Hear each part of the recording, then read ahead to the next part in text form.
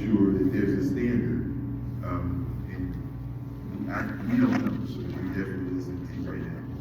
So the host department that would, where the fusion center would be built and maintained, I'd like to see that not in our county. I'd like to see that in the eastern part of Porter County, because then it would be more accessible to the northern part of the state.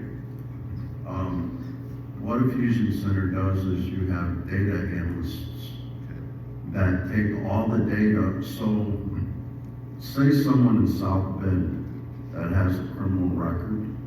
Oh, so you're talking about the information now, kind of what we ran into in that situation for my family. Correct. So you have a criminal that's acting here in Lake County. Okay. And due to the different types of CAD systems, Right. Lake County uses a system called the Stoneman system. All of the departments do not use the same CAD system.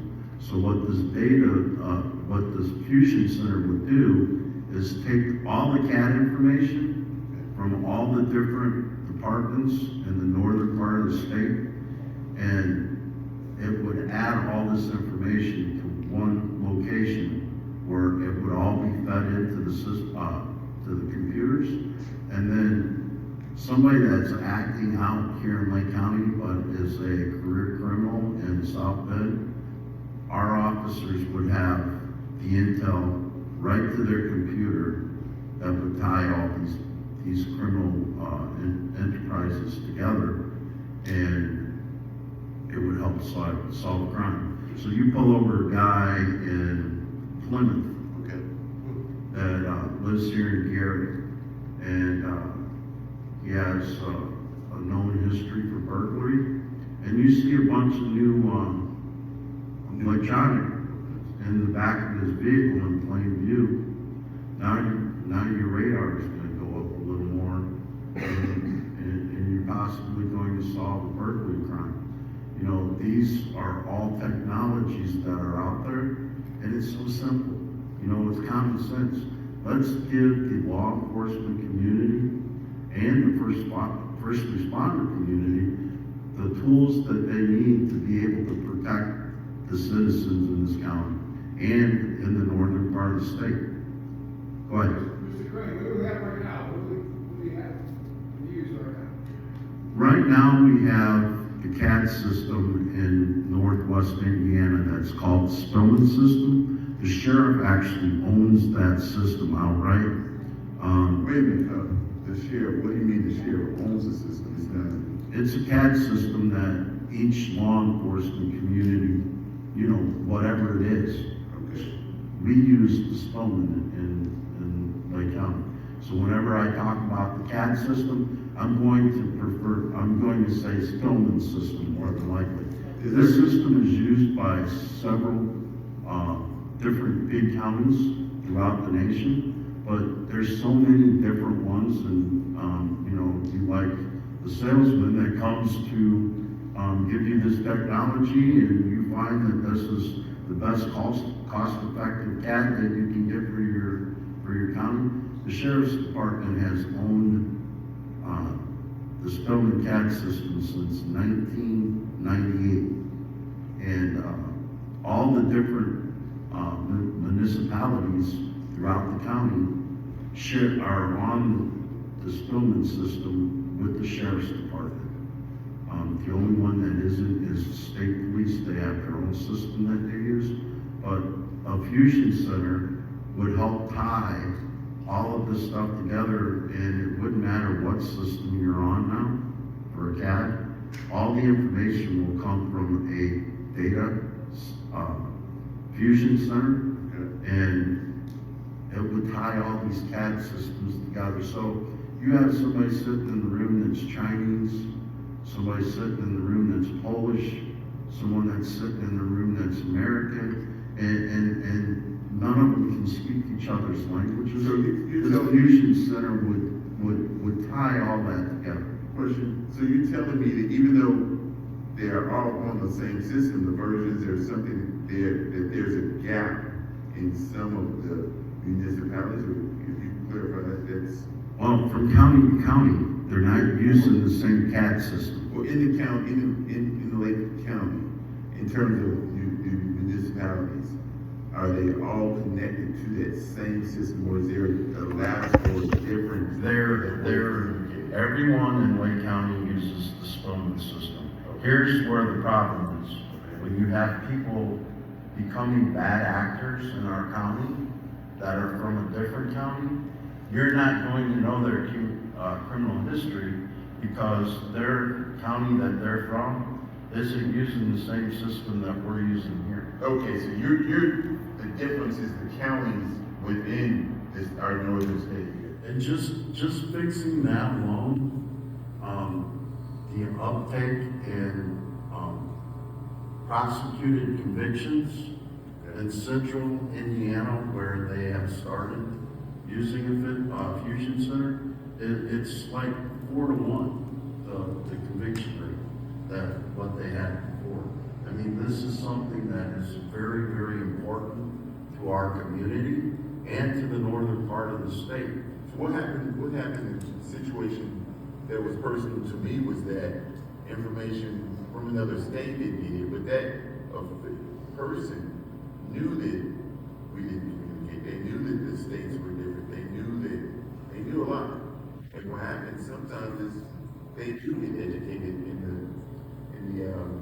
by being in the legal system. Correct. And now we're dealing with someone who isn't just your regular thief or offender, just it's like they went to grad school. And we don't want to be outworked by someone who doesn't have the intentions of using what God given them for good. They're doing the opposite. That's right. So it will behoove us to not only listen to you, but value what you say. So have you checked out the impact or the way we can make sure that other states and our systems are working the right way? What are some other things that you? Well, I've spoke to everyone from Lake County that's a Republican that's running for state rep, and I've talked to the state Senate candidates about crafting the bill for me that I'll need to get this fusion center at the state level. I've also talked to several of the congressional candidates like Jim here, and I've talked to Ben, I've talked to Barb, and I'm going to need a bill written at the national level also, which would be given to the DOJ, and then they'd be able to fund this fusion center up here. That's how. So I've already started talking to people that hopefully are going to win these elections to be able to get the legislation written so that this can be done up here. It's a long time coming, and it's something that our region needs. Okay. So one of my mentors, Doug Wright, actually arrived in Northwest Indiana as a result of an initiative to increase and really attack certain things that were pulling our community down, which of course was criminal activity and the murder rate at the time. And one thing that you mentioned earlier, the commissary is funds that you use to accomplish your goals. And one thing that they did was a midnight basketball. That's just one aspect of pulling people together. Can you elaborate on some things that you think could pull our county together and use those funds correctly? From what you said, there definitely isn't a focus on getting to the people who could become criminals beforehand. And studies have shown that that's a great way, which is more of community policing, meaning the community, the policemen are involved, and on the front end, not at the back end, not grabbing. And I'm wondering what you have in store, or what teams you have or could put in place that would take some of those approaches. Sure. Been on this publicly several times. Pastor Walton and yourself have been involved in these kind of programs in the past. What I'd like to see here in Lake County is I want to challenge every single police, fire chief, and municipality in this county to host and sponsor youth teams. A girls basketball team, a girls softball team, a boys baseball team, a boys basketball team, and a boys football team. I think that community policing is exactly what Lake County needs. And I feel that the only time that our law enforcement, our first responders, our public officials get involved with our youth is when there's a problem. So if we have these sports teams that each community is coaching, you're getting to know your youth from the time that they're small playing. So now if they have a problem that they get into, they're not gonna think that this cop that's driving down the road, patrolling their neighborhood, maybe he's his coach. And now maybe he's gonna save his life in their interaction. And that's what we need in these communities. And you know, you look back at how much addictions and drinking are going up in our communities. You know, it's hard to say how much damage our sheriff has done. Since 2020 during COVID, he shut down all of the extra programs in our jail. He shut everything down. He even took our county chaplains out, knocked them out. We don't even have, the only county chaplain I have, I think he's in the room here, maybe he can raise his hand. We only have one county chaplain now for this whole county. All right, I didn't know that, but that's definitely something I don't, it's not at all beneficial. So, just full disclosure, I work and I actually did a couple of programs at Westfield, and then, to tell you the truth, being a professor, the most rewarding time was working with gentlemen, older and a little older, and some young man, and the convictions of them feeling like, I need to get out of here, I need to work and actually enhance my skills and get out of early, which is time credit, which is something they would earn by being focused on the future and anything from the trade to actually getting there. We call it the GED, so also had some other names. And they were serious. There was a lot of stuff going on. A lot of people weren't serious, but these gentlemen, they won my hearts. Because they would also say, don't let those knucklehead kids go down this line. And they don't need to see this, they don't need to experience this, because some of the things we're experiencing in here are not favorable. And it's nothing like being somewhere you don't want to be to get you to change. In addition, thinking about your children. So that was like mind-blowing for me. And that's why I'm sitting here saying, what are the preventative things? Because we have we can do, we've got a great lakefront and stay in volleyball. I look at a lot of other communities and there's a lot of gaps of what we could do, a lot of omissions. And I know how I was raised. I know how we've talked about the impact of men and women that want to do things. So I agree with you, and we need to talk more about what we do on the front end. Well, also, for our nonviolent offenders in the jail, I want to foster partnerships with our unions and our Lake Superior judges and our prosecutor's office, so that these young men and women that have gone out here and messed up in life early on, that's nonviolent, if we could get them involved in these unions and in an apprenticeship program that would run through our Lake Superior judges, because they're the only ones that could agree with this program. Now, as the sheriff, I hope to be able to bring our organized labor to to the judges and foster a partnership with them and our prosecutor so that these kids can get a second chance in life.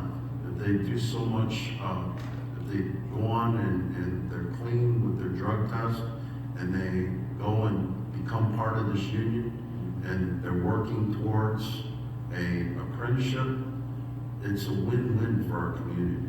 You know what, did you see the letter in relationship, there was a Senate bill that kind of pulled, they're getting close to any construction kind of going on with Northwest Indiana and some of the deals with, there's some potential deals. Our actual chairman sent a letter to the Senate about making sure that we have involvement from the unions. And I got it from Randy. I was calling and looking. I saw what had happened. And before I knew it, the letter had already gone out. They had already addressed it. So I was wondering, because that's right down the line of making sure the dollars for any development stay in your community. And when you don't do that, then you have a lot of people that are hungry in a sense, and they don't get fed. So I'm an area chairman, just got in this position, very grateful, but I don't want to just be, I'm not a few, I'm just not that way. I want to get things accomplished. That's how I'm created. We will get things in. I think what you're saying may be a possibility for that because there's no program or plan to take people from our community straight through that. I know, there's an Indiana plan.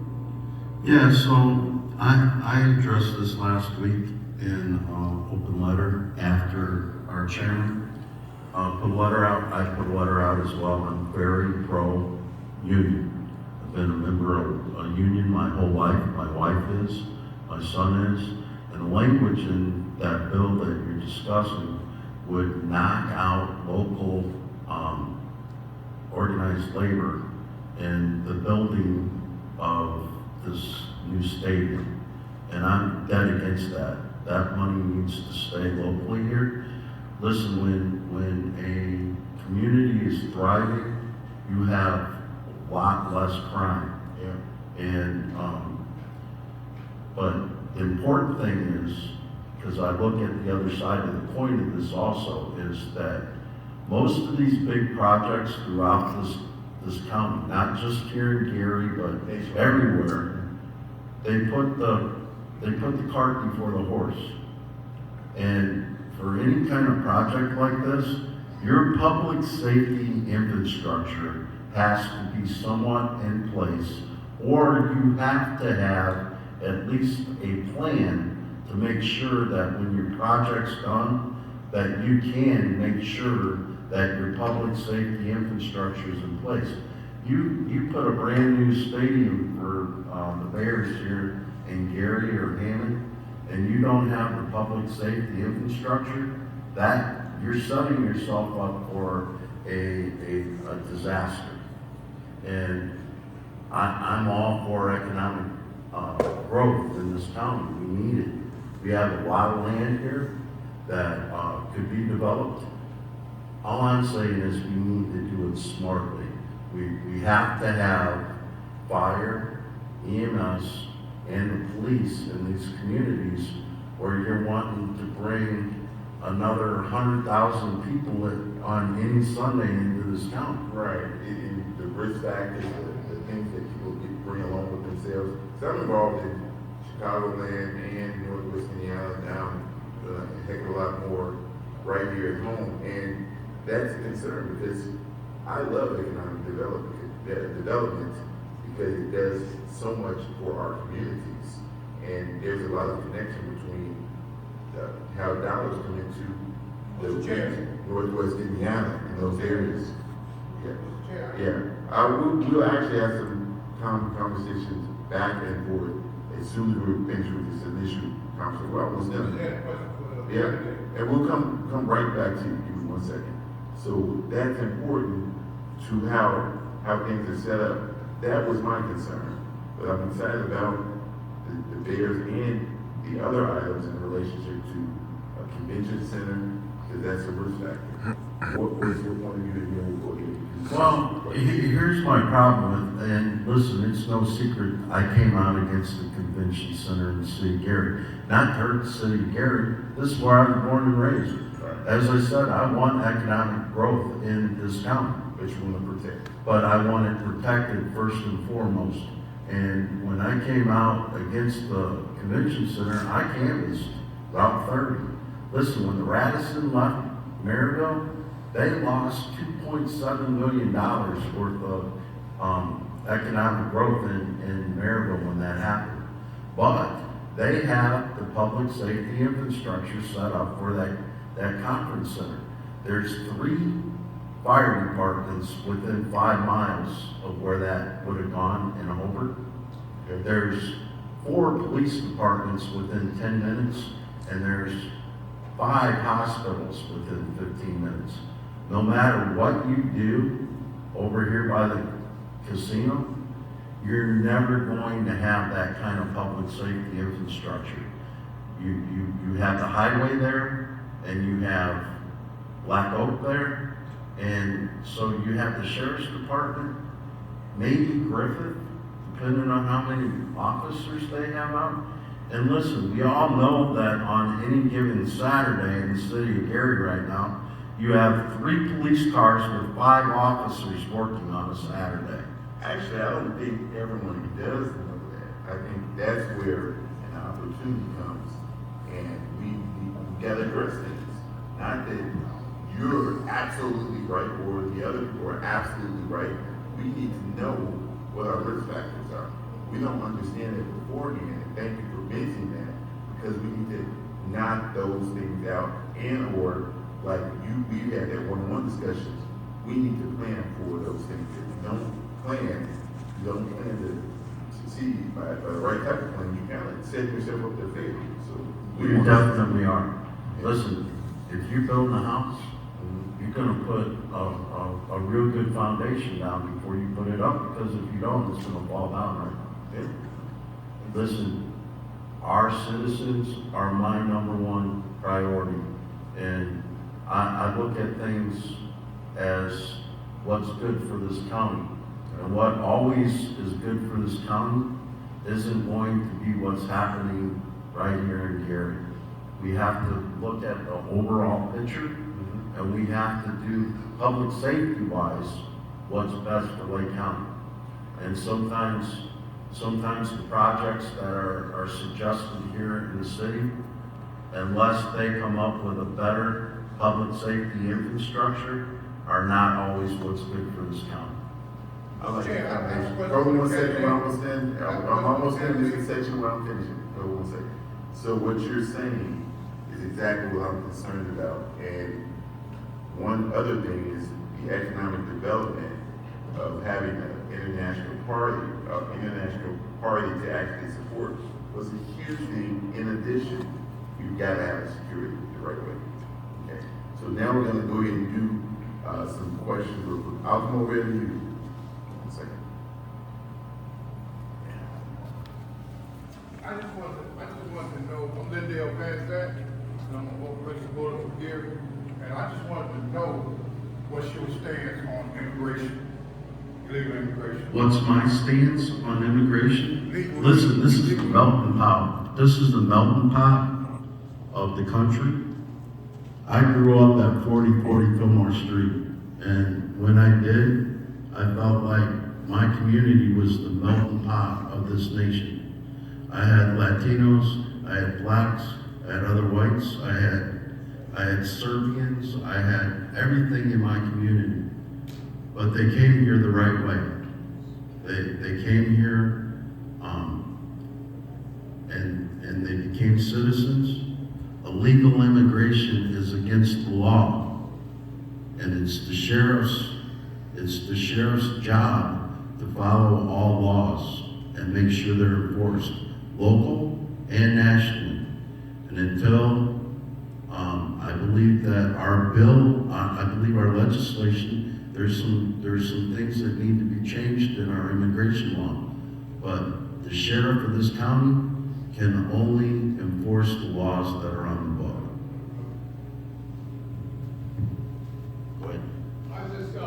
What can you do for us that the other candidates on the other side of the aisle can't do?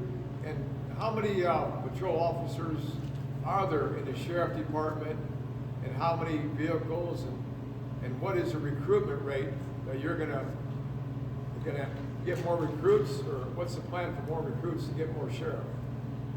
Well, the county has a number that they've given the sheriff's department for officers, active officers. And what that number right now is at like 182, I believe. And right now we have over 100 officers that work Monday through Fridays, weekends and holidays off. They work straight day job and they go home. We have about 59 officers that actually drive a brown and tan squad car and are working on these streets to protect each one of us. The other ones are in the Marine unit, detectives. Listen, everybody in this county that wears a brown and tan uniform will be driving a marked squad car. Not only will they be driving the marked squad car, those numbers are crazy. We need 80% of the officers out working in these communities. And I don't just mean the unincorporated areas of Lake County. Right now, the districts are divided that way. When I become sheriff, the first of next year, the districts are going to be all of Lake County. There's not going to be just unincorporated areas. Listen, Gary citizens, and I know this firsthand because my wife is a dispatcher and she dispatches a lot for the city of Gary.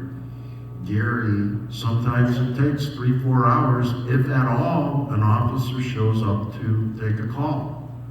And what I hope to do as your next sheriff is have some of county officers working in the city of Gary, with Gary, not to take their calls, not to jump their calls.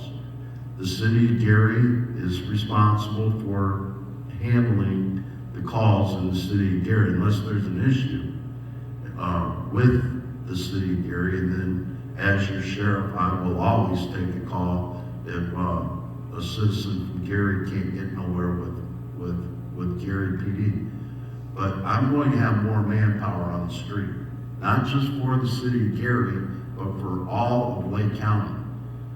You're not going to be able to look around and not see a brown and tan squad car. And the men and women of that department are there's a lot of good men and women on that department. Where they lack is in their leadership. The leadership at the sheriff's department is at an all-time low.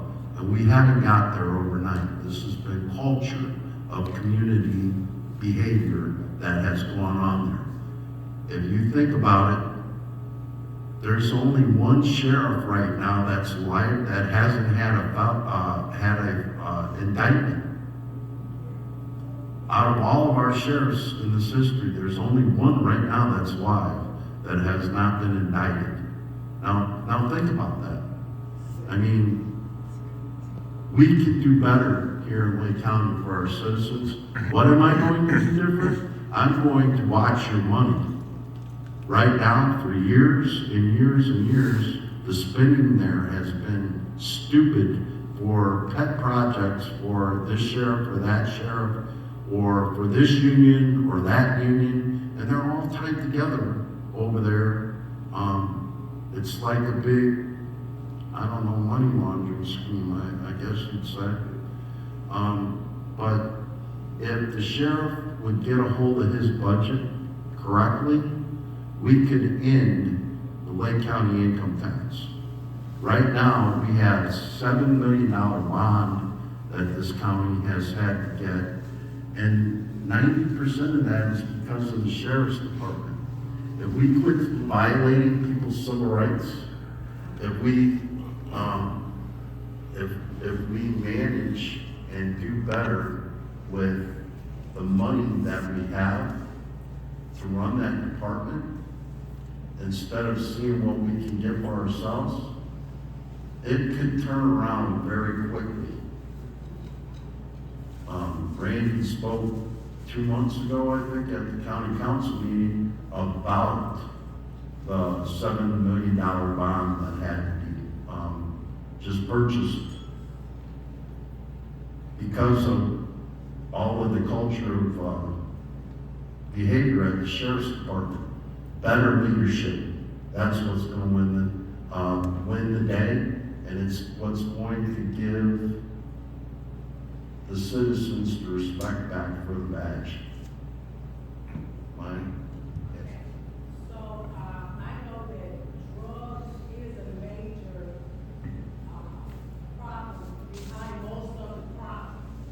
So what do you plan on, what's your stance on stopping the flow of fentanyl coming into Lake County? Well, part of it is going to be that fusion center. Some of the big drug arrests that are being made now in central Indiana are because of the technology they have now with this fusion center. We will be able to cut the head off the snake, and in those flows of these illegal drugs coming in here. Part of that, speaking of that though, Illinois and Michigan both, it's legal to purchase marijuana there. And a lot of people are coming on these trains from those locations back into our county. And I want to have partnerships with each one of the chiefs of police in this county, that there's a canine officer from their departments, from the sheriff's department, from the special agents with Metro, and make these partnerships so that when these trains are pulling into the station, you have a uniformed officer there with a canine officer. And I think that a lot of the drugs that are coming in from Illinois and Michigan, if you would have a police presence at these stations when they come in, you'd be able to curtail a lot of the illegal drug activity that's coming into our county. Thank you so much. Council, prevention is where the panel of cure. Is that, okay, we're gonna have a couple more conversations. One thing that you and I talked about quite a bit, and I think it actually helps with everything that you discussed. It helps with budget.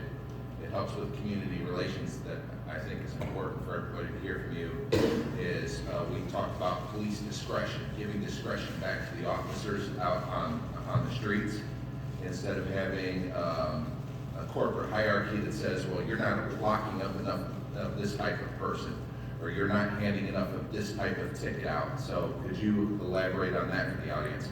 Sure. Listen, when I was a police officer, I had a book. And every kid out here is going to mess up once in a while.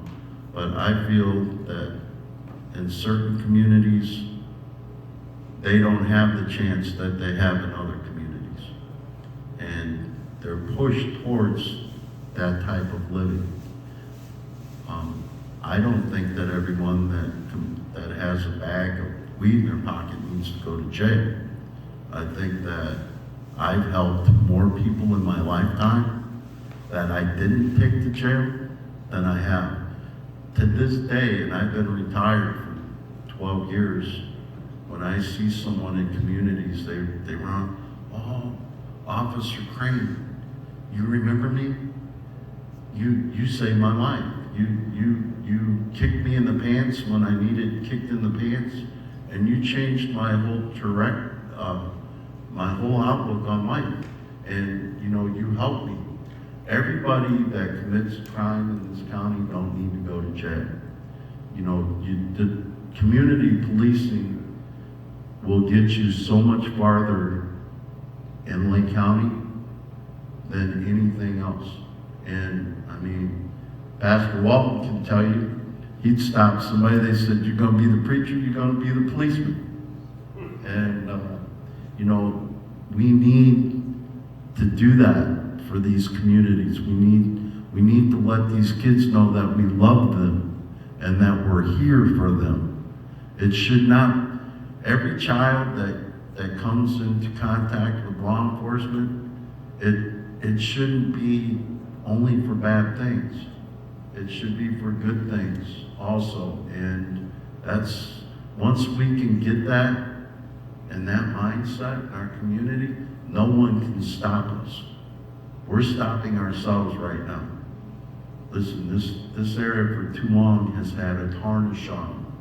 We can change that, but it's gonna take everybody in this room. Well, I can't do it myself. It's going to take community policing. It's going to take our brothers and sisters of faith throughout this county to get involved. And that's what's going to change it here. Nothing else is going to change it. Yeah, I agree. That's the bottom line. I've had so many instances where we had someone's father, it was a policeman. I tell you what, you didn't cross him. I'm not gonna say their name, but they know, and they knew, and we knew as children. But we also felt safe. We felt taken care of. More than anything, we were given a standard. We were held accountable. So what I found is that young people respond a ton better when we have a standard, period, and we hold them accountable. But we make sure that they know that we love them. So man, I'm glad you came. Thank you so much. Thank you. If everyone hasn't checked out my website, please do. Dave Crane for LakeCountySheriff.com. I've been blessed the last 2-3 weeks. I've had 240,000 people check out my website. It's a true blessing. We can win the sheriff's race. We can win a lot of these races up and down the ballot, but it's going to take work. We all need to find out what our piece of the rope is and pull it. Pull it like you've never pulled before. We can change the outcome of how we're governed in this county. And by doing that, we're going to change the perception of Lake County throughout the nation. Thank you.